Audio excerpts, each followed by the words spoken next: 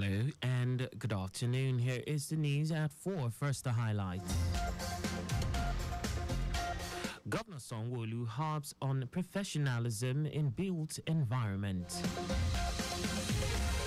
ECOWAS plans amendment of Supplementary Act. On the foreign scene, foreign office official resigns over Israel arms sales. And in sports, Super Eagles defender Ola Aina's participation in AFCON qualifiers doubtful over calf injury. And now the details. I am Akan Hussein.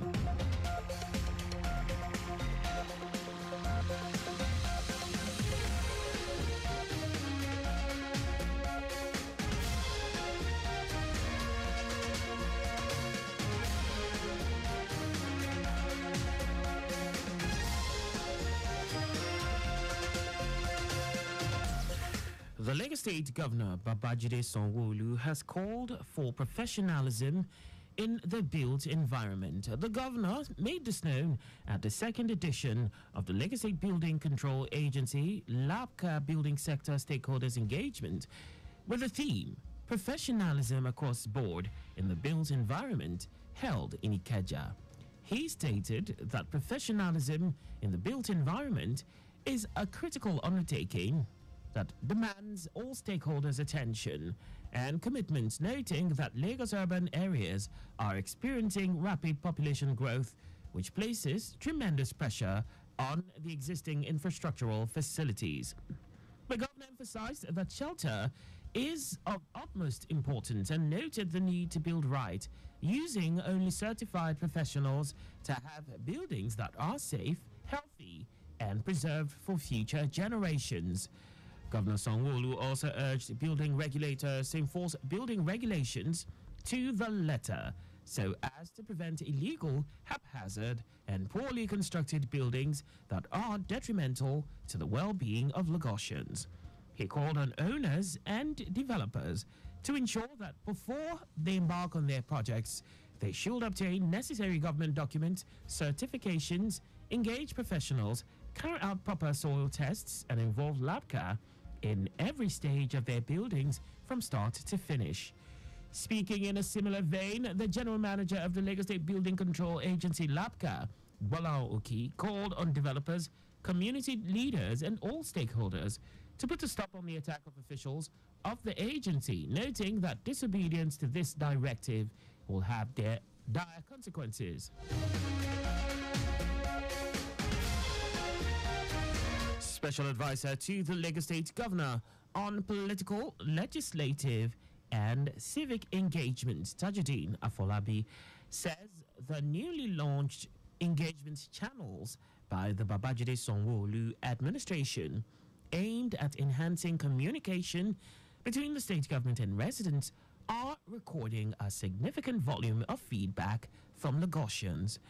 Afolabi said the present administration remains committed to fostering an open dialogue with the public towards building a more responsive and accountable government. He added that the feedback received so far will be instrumental in shaping the state government's ongoing policy decisions. The Lagos State government's free medical outreach, Alafia Eco, has been reintroduced for the benefit of residents of the state. Giving details on the outreach at a news conference, Special Advisor to Governor Babajide Sanwo-Olu on Health, Kemi Ogunyemi, said the program will resume in 12 designated centers across the 6 health districts. Ogunyemi encouraged residents to take advantage of the initiative by visiting the designated centers near them to receive basic medical care. According to her, the services offered at the centers include free blood sugar and blood pressure checks, treatment of minor ailments, free medication, HIV counseling and testing, health insurance registration, free eye checks and eyeglasses, health talks, and counseling. And now to the rest of the stories. Deputy Speaker of the House of Representatives, Benjamin Kalu, has confirmed that the Economic Community of West African States, ECOWAS Parliament, is planning to amend its Supplementary Act. According to him, this will entrench the separation of powers and guarantee legislative autonomy. He stated this in Abidjan, Côte d'Ivoire, during an interview at the sidelines of a meeting of ECOWAS Parliament Joint Committee on Administration, Finance, Budget, Public Accounts, Macroeconomic Policy, and Economic Research. Carlo explained that once this is in place, the three ethos and principles of democracy, namely transparency, accountability, and credibility, will also be observed. The National Agency for Food and Drug Administration and Control, NAFDAC, has cautioned Nigerians involved in the export of processed or semi-processed foods not to expect any compromise on the regulations governing the industry. NAFDAC's Director General Mojisola Adeyeye affirmed the determination of the agency to remain steadfast in enforcing these regulations, which serve as legal frameworks to ensure compliance across all sectors, including the manufacturing, importation, exportation, distribution, advertisement, sale, and use of regulated products. She noted that NAFDAC's firm stance is necessary in the light of the rejection of certain Nigerian food exports, as well as concerns raised by cocoa stakeholders regarding the NAFDAC Export Regulation 2024 posted on the agency's website for public comment. In a statement by the agency's resident media consultant, Shayo Akintola, the Director General, during a consultative meeting with the Cocoa Processors Association of Nigeria, COPAN, and other stakeholders in the food export sector, allayed the fears initially expressed by the cocoa stakeholders over the draft regulations. Director General of the National Association of Chambers of Commerce, Industry, Mines and Agriculture, Olushola Obajimu, a representative of COPAN, expressed satisfaction with NAFDAC's regulatory approach, noting that it aligns with the goals to achieve global standards in food exports. And now to foreign news. A British Foreign Office official, Mark Smith, who worked on counter-terrorism, has resigned in protest at arms sales to Israel, saying the United Kingdom's government may be complicit in war crimes. Smith wrote to colleagues saying he had raised concerns at every level in the Foreign Office, including through an official whistleblowing mechanism. The official, who was based at the British Embassy in Dublin, noted he had received nothing more than basic acknowledgements. The Foreign, Commonwealth and Development Office, FCDO, declined to comment on the case but said the government is committed to upholding international law. The FCDO said Foreign Secretary David Lammy had initiated a review on day one in office to assess whether Israel was complying with international humanitarian law. And now sport. Nottingham Forest defender Ola Aina is doubtful for Nigeria's 2025 Africa Cup of Nations qualifiers against the Cheetahs of Benin Republic and Amavubi of Rwanda. Aina sustained a calf injury in Nottingham Forest's 1-1 home draw against Bournemouth. The 27-year-old was replaced by Harry Toffolo in the 54th minute of the encounter. The versatile defender is now expected to spend time on the sidelines. It will be recalled that Aina also missed Nigeria's 2026 FIFA World Cup qualifiers against South Africa and Benin Republic in June.